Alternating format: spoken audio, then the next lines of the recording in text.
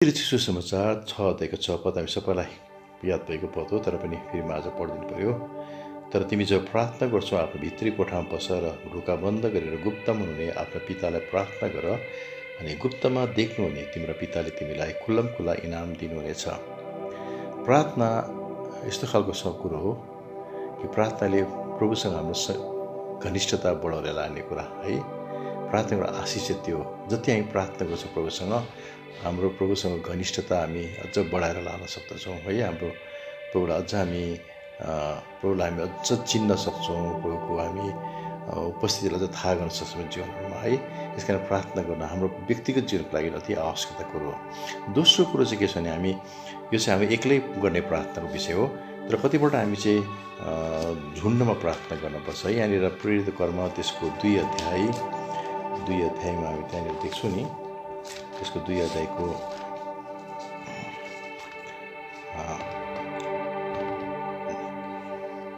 42 पद भन्छ, अनि तिनीहरू प्रेरितका शिक्षामा, सङ्गतिमा, रोटी भजन प्रार्थनाहरूमा दृढतापूर्वक लागिरहे प्रार्थना गर्थ्यो उनीहरू पुरा है। झुन्डमा बसिकन उनीहरू प्रार्थनाहरू गर्थ्यो है। अनि तपाईँले त्यहाँनिर अरू ठाउँमा देख्नुहुन्छ 4 अध्यायको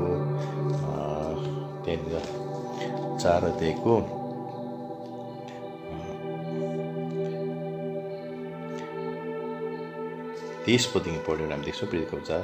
अनि जब छोडेपछि उनीहरू आफ्नै साथीहरू कहाँ गयो, अनि मुख्य पूजा र पुरा प्रधान उनीलाई जे भनेका थिए ती सबै दुनियाँले। अनि सुनेर तिनीहरू एकै मनको भएर परमेश्वर आफ्नो स्वर उच्चारेर भने, हे प्रभु, तपाईँ परमेश्वर हुनुहुन्छ, तपाईँले स्वर्ग र पृथ्वी समुद्र तिनीहरूमा भएका सबै थोकहरू बनाउनु। हामी देख्छौँ उनीहरू त्यसको बादमा प्रार्थना गरेको छ पुरा है। अनि त्यो प्रार्थना उनीहरूले धेरै प्रार्थना गरेको छ। 31 पदमा हेर्नुहोस् है, जब तिनीहरूले प्रार्थना गरिसके तब तिनीहरूले भेला भएको ठाउँ हल्लियो, अनि तिनीहरूले सबै पवित्र आत्माले भरिए र तिनीहरूले परमेश्वरको वचन साहससित बोले। अघि हामी यिनीहरू सबै चेलाहरू पवित्र आत्माले भरिएका मानिसहरू थिए। उनीहरूले 35 जना पवित्र आत्माको भरपुरी अनुभव गरेका थियो, बत्तिसमा अनुभव गरेको थियो। तर प्रार्थनामा बस्दाखेरि अझ पवित्र आत्माको अझ भरपुरी उनीहरू अनुभव गरेका छन्। त्यो भरपुरी जीवनमा चाहिँ साहस ल्याएको छ। हाम्रो जीवनमा साहस आउनु हुने है, हाम्रो जीवनमा त्यो कुरो आउनुको लागि हामीलाई प्रार्थनाको आवश्यकता छ। प्रियहरू, खालि एकपल्ट प्रभुले हामीलाई के भन्छ पवित्र आत्माको बत्तिसमा दियो भनेर एकपल्ट ढुक्कै बस्ने कुरा होइन। आत्मामा भरिँदै जानको लागि चाहिँ हामीले धेरै प्रार्थनामा बस्नुपर्छ है। हामीलाई दिनहुँ पवित्र आत्माको भरपुरीको खाँचो पर्दछ प्रियहरू।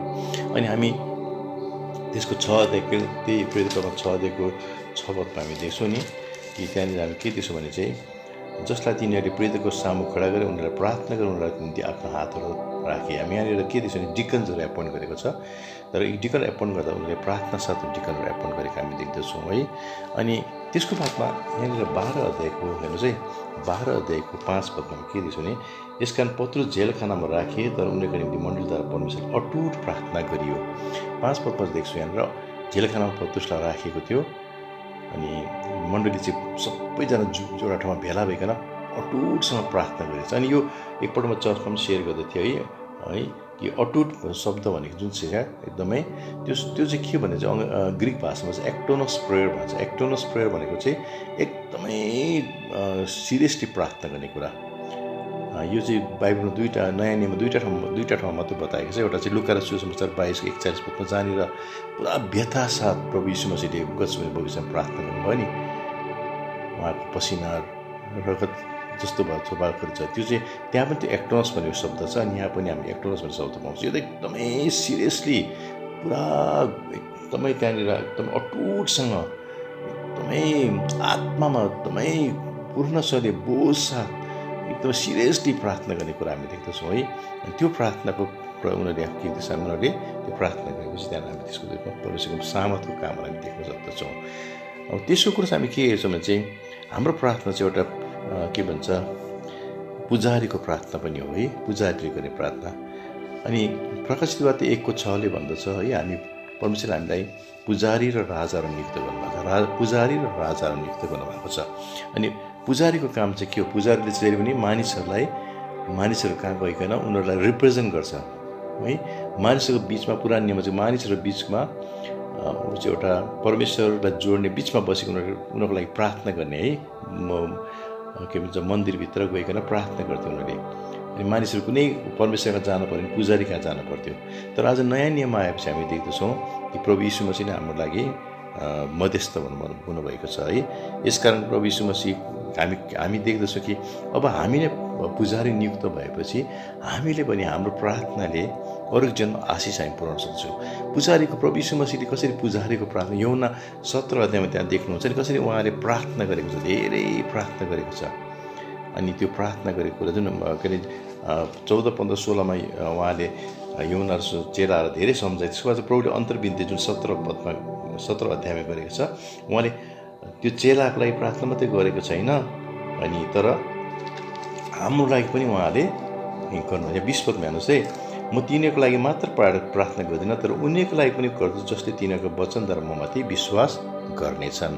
एउटा कुरो तपाईँले याद गर्नुपर्छ है, प्रभु चाहिँ हाम्रो लागि त्यति बेला उहाँले भन्नुहुन्छ कि म तिमीहरूको लागि म प्रार्थना गर्दिनँ, तर तिमीहरूको वचन सुनेर जो आउने नयाँ पछि समयहरूमा उनीहरूको लागि म प्रार्थना गर्छु। अनि अहिले प्रभुको सेवकाई पनि हामी देख्दछौँ नि कि प्रभु चाहिँ हिब्रू 7को यहाँ हिब्रू त्यसको 7 अध्यायमा पढौँ है। यहाँ 7 अध्यायको 22 पद। यसकारण यीशु एउटा उत्तम बाचाका जमाना हुनुभएको छ, अनि साँच्चै तिनीहरू धेरै पुजारी थिए, किनकि मृत्युको कारण तिनीहरू रहिरहने थिएनन्, तर यहीँ चाहिँ सदा सर्वदा रहिरहनु, जसकारण उहाँ अदल बदल नहुने पुजारी पत्नुहुन्छ। यसै कारण उहाँद्वारा जो परमेश्वरका आउँछन् तिनीलाई पूर्ण रूपले मुक्त गर्न उहाँ सामर्थ्य हुनुहुन्छ, किनकि तिनीहरूको निम्ति अन्तर्विन्ती गर्न उहाँ सधैँ जीवित रहनुहुन्छ। हेर्नुहोस् है, कसले चाहिँ अन्तर्विन्ती गर्न सक्छ? जो चाहिँ जिउँदो व्यक्तिले मात्रै गर्न सक्छ। अनि प्रभु यीशु मसीह जिउँदो हुनुहुन्छ, अनि हाम्रो लागि उहाँले स्वर्गमा अन्तर्विन्ती गरिरहनु भएको छ है, अन्तर्विन्ती गरिरहनु भएको छ। यसकारण हामी देख्दछौँ कि हामी प्रभु चाहिँ हाम्रो लागि एउटा पुजारीको सेवकाई प्रभुले हाम्रो लागि गरिरहनु भएको छ। हामी पनि अरूको जीवनमा अरूलाई प्रभुमा आउनको लागि हामी त्यो सेवकाई हामी गर्न सक्दछौँ, प्रेयर र पृष्ठ हामी गर्न सक्दछौँ है। यहाँनिर रोमी 8को 33-34मा देख्छौँ नि, त्यहाँनिर परमेश्वरका चुनिएका विरुद्ध कसले दोष लाउला? धर्मी ठहरन त उहाँ परमेश्वर हुनुहुन्छ, दण्डको आज्ञा दिने को मन हुने वा ख्रीष्ट हुनुहुन्छ, तर झन् बहुराबाट पनि भएको हुन्छ, जो परमेश्वरको दाहिने हातपट्टि हुनुहुन्छ, जसले हाम्रो निम्ति अन्तर्विन्ती पनि गर्नुहुन्छ। हाम्रो लागि उहाँले अन्तर्विन्ती गर्नु, हामीलाई शैतानले जत्तिकै दोष लगाए पनि त्यसले दोष लाउन सक्दैन, किनकि प्रभु यीशु मसीह हाम्रो पक्षमा सधैँ नै परमेश्वर हाम्रो प्रार्थना गरिरहेको छ है, हाम्रो पक्षमा प्रभुले प्रार्थना गरिरहेको छ। अनि मण्डली है, हामी यहाँनिर देख्छौँ, यहाँनिर दोस्रो थेस्लोनी हेर्नुहोस् है, यहाँ दोस्रो थेस्लोनी एउटा गहिरो कुरा छ है, एकदमै गहिरो कुरा के छ भने दोस्रो थेस्लोनी यसको 2 अध्यायको यो तपाईँले याद गरिराख्नु, 2 अध्यायको 1 पददेखि नै पढौँ ल। अब हे भाइहरू, हाम्रो प्रभु यीशु ख्रीष्टको आगमन र उहाँका हाम्रो भेला हुने विषयमा हामी तिमीलाई बिन्ती गर्दछौँ। मानौँ ख्रीष्टको दिन नजिकै आइपुगेको छ, जस्तै गरी आत्मधर्म वचनद्वारा उहाँ हामीबाट आएको हाम्रो मुक्तिदाता हामीबाट आएको जस्तो पत्रद्वारा तिमीहरू यति चाँडै मनमा थरथर नकाम, न त विचलित हो, कसैले तिमीहरूलाई कुनै रीतिले धोका नदियोस्, किन धर्मको पतन पहिले नआएसम्म र त्यो पापको पुरुष त्यो विनाशको पुत्र प्रकट नभएसम्म त्यो दिन आउने छैन। त्यसले विरोध गर्छ र सबै ईश्वर भनिने अथवा पूजा गरिने भन्दा माथि आफू उचाल्छ, यहाँसम्म कि म नै परमेश्वर भन्ने कुरा देखाउँदै त्यो परमेश्वरको मन्दिरमा आउँछ है। अनि यहाँनिर तपाईँले यहाँ देख्नुहुन्छ, त्यसको बादमा अझै पढ्दैछौँ है। म तिमीहरू, यो त गहिरो कुरा छ, यो दोस्रो थेस्लोनी 1:7देखि 7सम्म पढ्दैछ है। 5 पद हेर्नुहोस्, म तिमीहरूसँग रहँदाखेरि मैले तिमीहरूलाई यी कुराहरू बताएको थिएँ कि तिमीहरूलाई सम्झना छैन, अनि जब त्यो आफ्नै समय प्रकट होस् भनेर त्यसलाई कसले रोकिरहेको छ सो तिमीहरू जान्दछौ। अधर्मको रहस्यले पहिलेदेखि काम गरिरहेको छ, उसले मात्र अहिले रोकिरहेको छ, आफू अलग नहुन्जेल उसले रोकिराख्नेछ। यो रोक्ने चाहिँ को? अहिले त्यो अधर्मको पुरुष अथवा त्यो एन्टी क्राइस्ट प्रकट हुन सकेको छैन, त्यसको पुरा युक्ति काम गर्न सकेको छैन संसारमा। अहिले कसले रोकेको छ भन्दा चाहिँ मण्डलीले रोकेको छ। जबसम्म मण्डली उठाइँदैन, मण्डली उठाएपछि मात्र त्यो पूर्णतया प्रकट हुनेछ है। यो एउटा गहिरो कुरा छ। यसकारण मण्डली चाहिँ को? तपाईँ र म। अनि मण्डलीले के गर्दछ? प्रार्थना गरिरहेको छ। अहिले मण्डली एउटा ग्रेसको समय छ, अनुग्रहको समय छ, अनि हामी एउटा पुजारीको मिनिस्ट्री अथवा प्रार्थना, हाम्रो प्रार्थनालाई इन्टरसिड गरिकन हामीले अरू आत्मालाई प्रभुमा ल्याउने कुरा हामी नै सबैको लागि प्रार्थना। अहिले देशमा यो स्थिति छ, कोभिड-19ले सताइरहेको बेलामा हाम्रो प्रार्थनाले हाम्रो जग्गाहरूमा है हामी दोस्रो इतिहासको 7:14 पद पढ्छौँ। हाम्रो प्रार्थनाले यदि हामी नम्र र दीन भएर प्रार्थना गऱ्यो भने परमेश्वर हाम्रो प्रार्थना सुन्नुहुन्छ। हामी प्रस्तावित भने परमेश्वर प्रार्थना सुन्छ भने हाम्रो देशलाई उहाँले निको पार्नुहुनेछ। हाम्रो प्रार्थना चाहेको छ यी दिनहरूमा। हामी नै पुजारीहरू हौँ। हामी पुजारीहरू भएपछि हामीले यो खालको प्रार्थना हामीले गर्न आवश्यक छ। हाम्रो प्रार्थनाले सबै कुरो रोक्न सक्छ भन्दैछ। त्यो अधर्मको पुरुषलाई रोक्ने आज मण्डली हो भने मण्डली को तपाईँ र म भने हाम्रो कसरी रोक्न सक्छौँ भने चाहिँ हामी प्रार्थनाद्वारा त्यसलाई रोक्न सक्दछौँ। अनि चौथो कुरो चाहिँ हामी के देख्छौँ भने चाहिँ त्यो चाहिँ हाम्रो प्रोफेटिक प्रेयर हामी देख्न सक्दछौँ है। प्रोफेटिक प्रेयर प्रोफेटिक भन्छ कतिवटा हामीले रिभिल गर्ने कुराहरू प्रार्थनाले कतिवटा प्रकटीकरण हुँदछ। यहाँनिर इपिसी त्यसको 1 अध्यायको 15 पदमा देख्छु नि 15 यसकारण प्रभु यीशुमा भएको तिमीहरूको विश्वास र पवित्र जनप्रति मैले तिमीहरूको प्रेमको विषयमा छु र म पनि आफ्नो प्रार्थनाको निम्ति तिमीहरूको सम्झना गर्दै तिमीहरूको धन्यवाद चढाउन छोड्दिनँ। हाम्रो प्रभु यीशु ख्रीष्टका परमेश्वर महिमाको भित्र तिमीलाई उहाँको पहिचान बुद्धि र प्रकाशको आत्मा दिएका हुन्।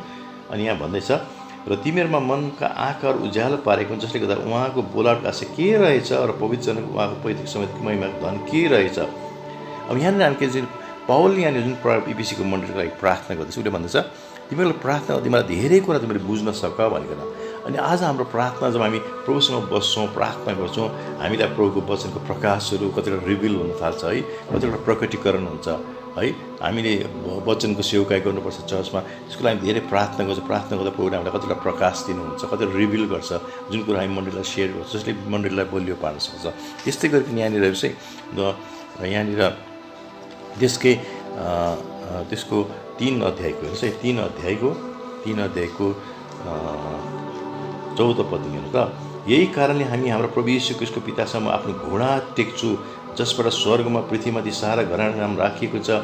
उहाँले तिमीहरू यो दान दिउन्, उहाँको महिमाको धन छ, उहाँको आत्मसामर्थ्य भित्री मानिसमा तिमीलाई बल पाउन् भनिसकेर यहाँनिर हामी धेरै कुरा देख्छौँ। 3:14 लिएर हामी 21 पदसम्म यो प्रार्थना यहाँ छ, पावलको प्रार्थना। कतिजना प्रभुको जनहरूले भन्छ यो प्रार्थना चाहिँ प्रभुको प्रार्थनादेखि चाहिँ सेकेन्ड मुख्य प्रार्थना अरे है। यहाँ प्रार्थना जुन प्रकारले गरिएको छ यसमा यो प्रार्थनामा चाहिँ के छ भने धेरै कुरा तिमीलाई प्रकट होस्।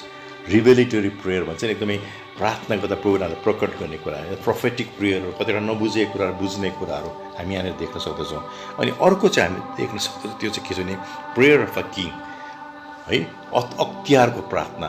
दुष्ट आत्मालाई निकाल्दाखेरि दुष्ट आत्मालाई डाँटेर निकाल्दाखेरि हामी अख्तियारको प्रार्थना गर्छौँ। प्रभुले हामीलाई दिएको अख्तियार हामी चलाउँछौँ। हाम्रो प्रार्थनाद्वारा सामर्थ्य काम हुन सक्छ। त्यो चाहिँ हाम्रो प्रार्थनाले शक्तिशाली कामहरू हुन सक्दछ। हामी कतिवटा अख्तियारको प्रार्थना गर्नुपर्छ। हामीले कतिवटा तिमीहरू संसारमा जुन कुरो बाँध्छौ त्यो स्वर्गमा बाँध, जुन कुरो फुकाल्छौ स्वर्गमा फुकाल्छौ, जुन कुरो बताएको छ यो कुरो हामीले जान्नुपर्छ। हामीले जुन प्रकारको प्रभुले जुन अख्तियार हामीलाई दिनुभएको छ, हामी जुन प्रकारले हामी पाउँछौँ रोमी 18 त्यहाँनिर कि है अन्धकारका शक्तिहरू मण्डलीको सामु टिक्न सक्दैन, अन्धकारका कुनै कुरोहरू मण्डलीमा टिक्न सक्दैन भन्ने कुरोहरू छ। यसकारण प्रिय कतिपल्ट हामीले कतिवटा स्थितिमा यो अख्तियारको प्रार्थना गर्नुपर्छ। कतिवटा समस्याहरू आउँछ, कतिवटा स्थिति आउँछ, कतिवटा हामीलाई चुनौतीहरू आउँछ। खालि त्यति बेला हामी खालि एउटा त्यो समयमा चाहिँ हामीले हाम्रो अख्तियार बुझ्न पऱ्यो अनि हामीले अख्तियारको प्रार्थना गर्न पऱ्यो। अनि त्यो अख्तियारको प्रार्थना हामीले गर्नुपर्छ है। हाम्रो प्रार्थनाले शक्तिशाली कामहरू हुन सक्दछ, सामर्थ्य कामहरू हुन सक्दछ प्रियहरू। यसकारण प्रभु हामीले यो खालको कुरो हामीले बुझ्न पऱ्यो प्रियहरू। हामीले जुन स्थिति अनुसारको प्रार्थना, कोही बेला हामीले भन्यो भने इन्टिमेसीको व्यक्तिगत प्रार्थना, झुन्डमा गर्ने प्रार्थना, प्रिस्टले गर्ने प्रार्थना अथवा पुजारीको प्रार्थना, तेस्रो कुरा। चौथो कुरा चाहिँ प्रोफेटिक प्रेयर है, हामीलाई रिभिल गर्ने कुराहरू, प्रकटीकरणको रिभिलेटरी प्रेयर भन्छ त्यसलाई, कतिवटा प्रकट हुने कुरा। अनि पाँचौँ कुरा चाहिँ हामी देख्छौँ कि हामीले अख्तियारको प्रार्थना, राजाको प्रार्थना। राजाले जसरी अख्तियार चलाउँछ प्रियहरू, तपाईँलाई अघि हामी यो प्रकाशित 1:6 भन्दै हामी त्यहाँ उहाँ चाहिँ राजा र पुजारी नियुक्त गर्नुभएपछि हामी कतिपल्ट पुजारीको प्रार्थना गर्नु पऱ्यो, कसैको लागि बिन्ती गर्ने, कसैको लागि पक्षमा, कसैलाई कोही कुरोहरूको लागि हामी विषयको लागि प्रार्थना गर्नु पऱ्यो, कोही आत्मा प्रभुमा आओस् भनेर प्रार्थना पऱ्यो। र कुनै क्षेत्रमा चाहिँ आउँछ कि तपाईँ लडन्तको प्रार्थना, दुष्ट आत्मासँग लडाइँ गर्ने प्रार्थना है, जुन प्रकार इफिसीको पत्रमा आत्मामा प्रार्थना गर्ने कुरा भनेको छ त्यो चाहिँ हामीले त्यति बेला गर्न सक्नु पऱ्यो। यसकारण हामीले स्थितिअनुसार हाम्रो जुन प्रकारको स्थिति आउँछ हाम्रो अगाडि त्यति बेला हामीले त्यो खालको प्रार्थना गर्न पऱ्यो है। यसकारण हामीले हाम्रो प्रार्थनालाई चाहिँ जुन समस्या जुन कुरो हाम्रो अगाडि आउँछ हामीले कुन प्रकारको प्रार्थना गर्नुपर्ने तपाईँलाई 5वटा मैले प्रार्थना बताएको छु। एक्लै प्रभुसँग बस्ने प्रार्थना, आफ्नो इन्टिमेसी प्रभुसँग घनिष्ठता बढाउने प्रार्थना फेरि पनि भन्दैछु।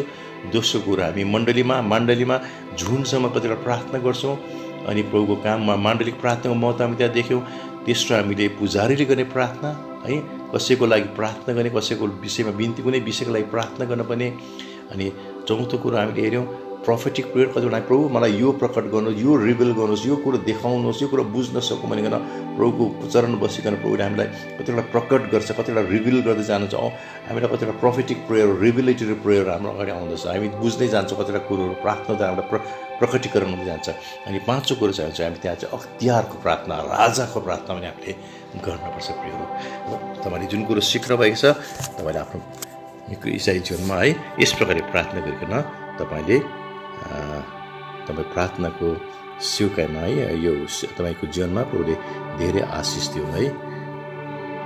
र जुन कुरो सिकाएको छ त्यो कुरा तपाईँ हृदयमा राख्नुहोस् र त्यो कुरालाई तपाईँले व्यवहारमा ल्याउनुहोस् र प्रभुले तपाईँ सबैलाई धेरै धेरै आशिष